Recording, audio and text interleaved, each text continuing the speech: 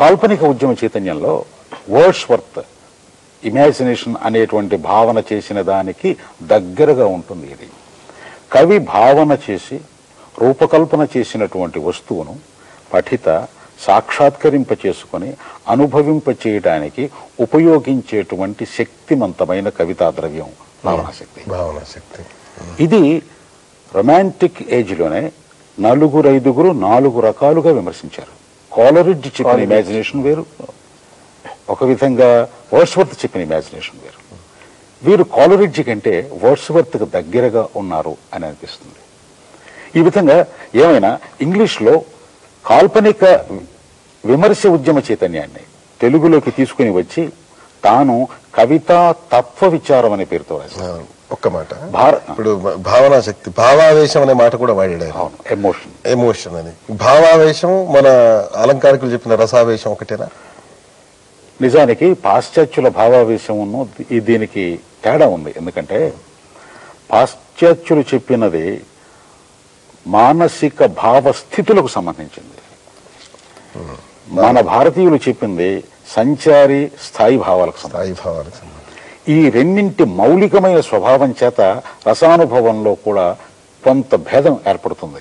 అంతేకాని ఆలోచన, ఆవేశం ఈ రెండింటి యొక్క సమాగమం చేత కలిగే అనుభవ స్థితిని పాశ్చాత్యుల రసానుభవం అని అన్నారు. దీన్ని కటమంచి రామలింగారెడ్డి గారు అంగీకరించారు. ఇక్కడ తమకు మనం చేయదలుచుకుంది ఏంటంటే, కావ్యతత్వము అని అనేవారు భారతీయ దృక్పథంతో అయితే కవితాతత్వము అనేటువంటి మాటే ఒక కొత్త దర్శనాన్ని ఇచ్చింది.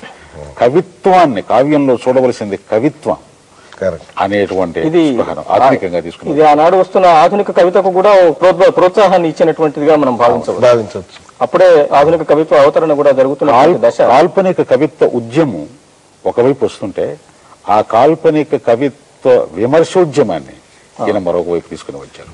ఆవేశాన్ని కవితలో పారించిన కవులు కొందరొస్తే ఆలోచనను విమర్శలో అంటే దీని ద్వారా ఆయన మన సంప్రదాయాన్ని ఏమి ఆరాధరించలేదు.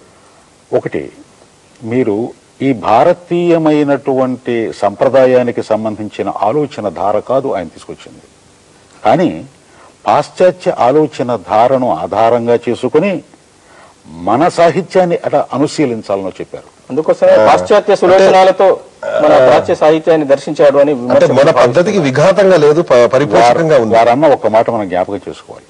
నా శరీరం పాశ్చాత్యం, నా ఆత్మ భారతీయం. భావనాశక్తి అనేటువంటి సూత్రం విశ్వజనీయమైనట్లయితే ఆ విశ్వజనీయమైన సాహిత్య సూత్రం పాశ్చాత్యమైనప్పటికీ కూడా ప్రాచ్య సాహిత్యానికి పట్టించవచ్చు అన్న ధోరణిలో ఆయన పట్టించారు. బాగుంది సార్. ఇప్పుడు ఈయన విమర్శకుడుగానే కాకుండా ముసలమ్మ మరణం గారు, మీరు స్వయంగా వేమన మీద విమర్శ చేసి సిద్ధాంత వ్యాసం రాసిన వారు, కవిత్వంలో ప్రయోగాలు చేస్తున్నవారు.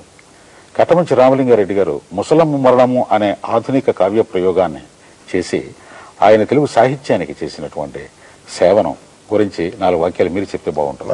నాకేమనిపిస్తుందంటే 2-3 కొత్త లక్షణాలు అందులో కనిపిస్తున్నాయి.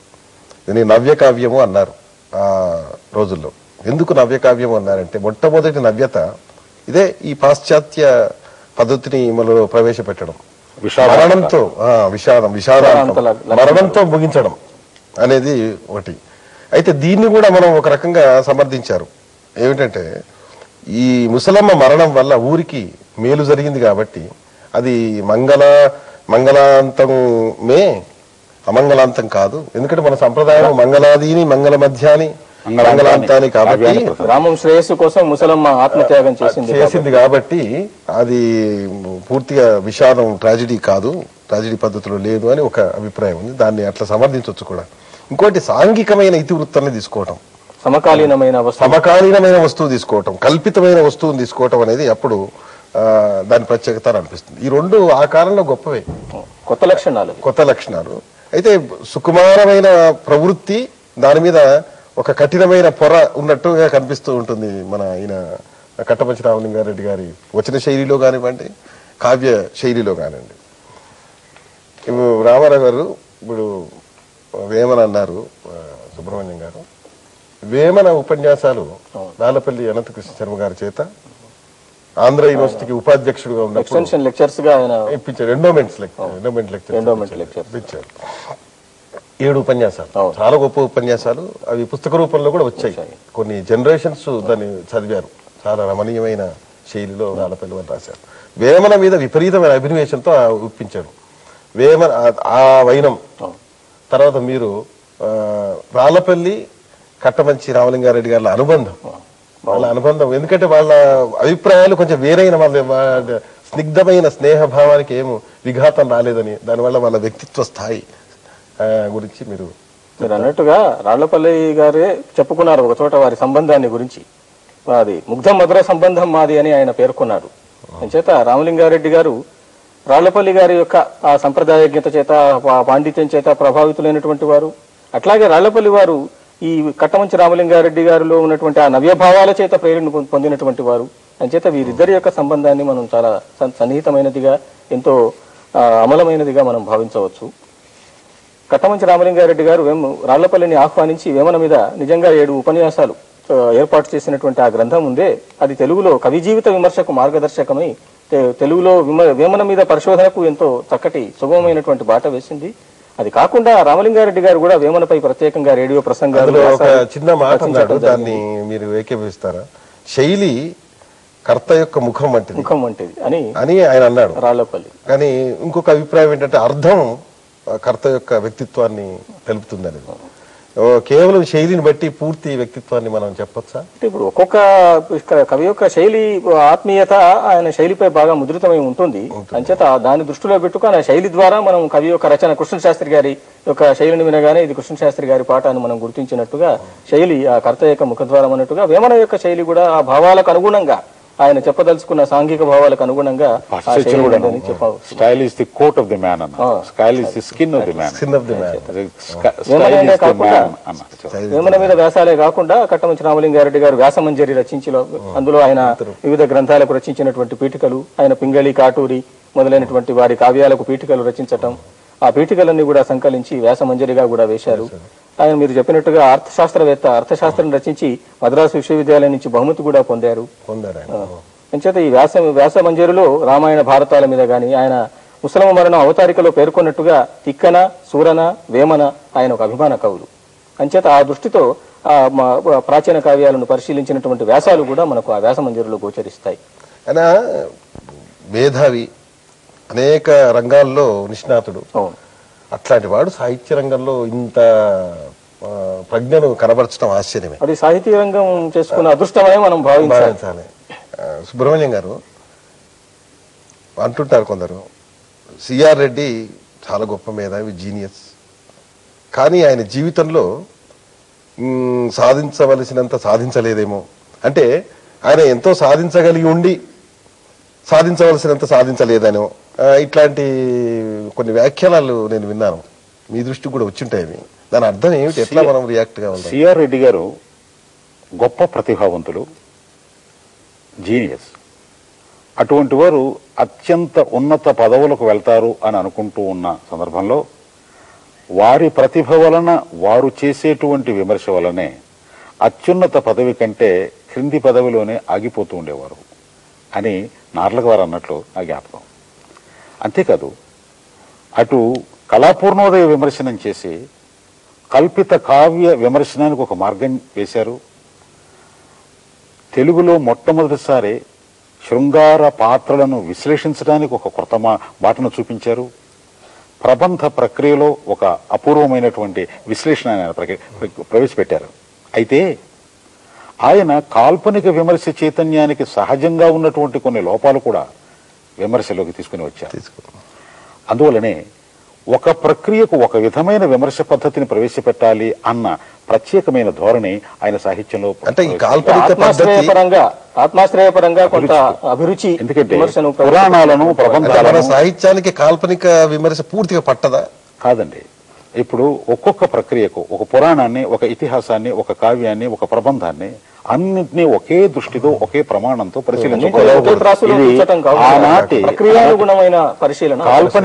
కాల్పనిక విమర్శ చైతన్యంలో ఉండే ఒక ప్రధాన లోపంగా విమర్శకులు చెప్పారు. ఆయన అందుట్లో ఉన్న ఔన్నత్యాన్ని తెచ్చారు, అందుట్లో ఉన్న లోపాన్ని తెచ్చారు. బాగుంది. ఆయన్ని చక్కగా ఎత్తు పల్లాల శిఖరంగానే, ఒక పర్వతంగానే మనం ఈ సాహితీ రంగంలో గౌరవిద్దాం. ఈ కట్టమంచి రామలింగారెడ్డి గారు ఈ నేపథ్యంలో నాకేమనిపిస్తుందంటే గొప్ప మేధావి, తన కాలం కంటే ముందుకు చూశాడు, భవిష్యత్ దర్శనం ఉన్నవాడు. అందుకనే ఆయన ప్రభావం విమర్శ ప్రభావం తర్వాత విమర్శ మీద ఉంది. కవితారంగంలో కూడా దాని నవ్యతను ప్రవేశపెట్టాడు. ఈయన నాకేమనిపిస్తుందంటే గ్రాంధిక భాషలో తన కవిత తత్వ విచారణ రాశాడు. అయితే అతి నవ్య భావాలున్న తను భాష విషయంలో గ్రాంధికంలో రాసిన చాలా రసవంతంగా దాన్ని ఒప్పించాడు. పటిష్టమైన శైలి, నిర్ద్వందమైన స్పష్టమైన శైలి. గోపి గారు మీరు అన్నట్టు ఇది ఆధునికమైనటువంటి భావాలను ఈ సాంప్రదాయకమైన పద్ధతిలో రచించాడు అని కొంత ఉంది. అంతేకాక శ్రీరామరావు 20వ శతాబ్దంలో ఒక క్రొత్త ఉద్యమాన్ని సమగ్రంగా ఆవిష్కరించాలి అంటే ఏ అంశాలను ఆవిష్కరించాలి అన్న దాని మీద క్రమంగా పరిశోధన జరుగుతున్నట్లుగా ఉంది. ఒక రూపాన్ని మాత్రమే కొత్తదనం చేశారు కట్టమంచి వారు. ఒక రూపం చాలదు, భావం, దర్శనం, భాష, అభివ్యక్తి ఇవన్నీ కూడా మారవలే అని తరువాతి సాహిత్యోద్యమాలు, కవిత్వోద్యమాలు నిరూపించాయి. అందువలన 20వ శతాబ్దపు పరిణామ దశలకన్నింటికి ఆదిమ దశను సూచించిన వారే కట్టమంచి వారు. అందువల్లనే రూప పరిణామం మాత్రమే సూచించారు, ఆయన గ్రాంధిక భాష వాడారని చెప్పద్దు. కానీ అందులో సుగుణం ఏంటంటే ఇంగ్లీష్లో మాట్లాడితే తెలుగు అనడు వాడలేదు, తెలుగులో మాట్లాడితే ఇంగ్లీష్ ఆ విధంగా ఆ భాష నైర్మల్యాన్ని,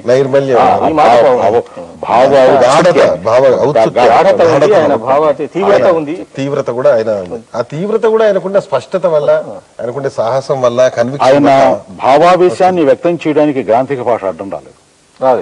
ఆయన జడ్జిమెంట్ ను వ్యక్తం చేయడానికి ఆయన భాష అర్థం రాలేదు. భాష ఆయన భావానికి ఒక వాహికగా తోడ్పడిందే తప్ప ఎక్కడ అడ్డు రాలేదన్న విషయం నిజంగా ఒక విధంగా శైలి పరిణామ చరిత్రలో కట్టమంచి వారు గ్రాంధిక భాషలో కూడా వ్యావహారిక భాషా చైతన్యాన్ని తీసుకుని వచ్చిన ఒక మూర్తిగా నిలుస్తారేమో మనం పరిశీలి. ఆ విధంగా కూడా మనం చూడవచ్చు. చివరగా నాకేమనిపిస్తుందంటే మేధావులు, సాహిత్యంలో మార్గదర్శకులు లాంటి వాళ్ళు కొత్త కొత్త మార్పులు, కొత్త కొత్త ఆలోచనలు తెస్తారు. దాని వెనుక ఒక మానవత్వ ప్రేరితమైన నేపథ్యం కూడా ఉంటుందని నా ఉద్దేశం. అంటే ఇప్పుడు కేవలం ఈ కవిత్వ తత్వ విచారంలో కూడా ఒక భావ వైశాల్యం, ఒక లిబరలిజం, ఒక స్వేచ్ఛావాదం కనిపిస్తుంది. ఆ స్వేచ్ఛావాదం వెనుక కూడా పరోక్షంగా ఒక మానవతా దృష్టి మనకు కనిపిస్తుందని నాకు అనిపిస్తుంది. ఈ గతం నుండి వర్తమానాన్ని ఎప్పుడూ కూడా ముందుకు తీసుకుని వెళ్లే వాళ్ళకి అటువంటి భావ వైశాల్యం కానీ భవిష్యత్ దర్శనం కానీ తప్పకుండా ఉండాలి. ఆ వైశాల్యాన్ని ప్రతిపాదించకపోతే అది ఉద్యమం కాదు, ప్రగతి పథం కాదు. అందువలన ఆ యుగ చైతన్యం ఆయనలో మనకు బాగా కొట్టవచ్చినట్టుగా కనిపిస్తుంది. ఈ రకంగా మన కట్టమంచి రామలింగారెడ్డి, సిఆర్ రెడ్డి ఈయన సిఆర్ రెడ్డి గానే బాగా పాపులర్ మనందరికీ. ఒక కవిగా, ఒక గొప్ప విమర్శకుడిగా, విప్లవాత్మకమైన భావాలతో వచ్చిన విమర్శకుడిగా, మేధావిగా, విద్యావేత్తగా, ఆర్థిక శాస్త్రవేత్తగా, తర్వాత అనేక పదవుల్ని నిర్వహించిన వాడిగా మనకు సాక్షాత్కరిస్తాడు. ఆయనను ఈరోజు మనం తలుచుకున్నందుకు, ఇద్దరు పండితులు, పరిశోధకులు సన్నిధిలో వారితో కలిసి మనం ముచ్చటించుకోగలిగినందుకు, ఆ యుగ స్ఫూర్తిని, ఆ యుగమూర్తిని ఈరోజు తలుచుకున్నందుకు సంతోషిస్తున్నాం. చాలా కృతజ్ఞత. చర్చ నిర్వహించారు.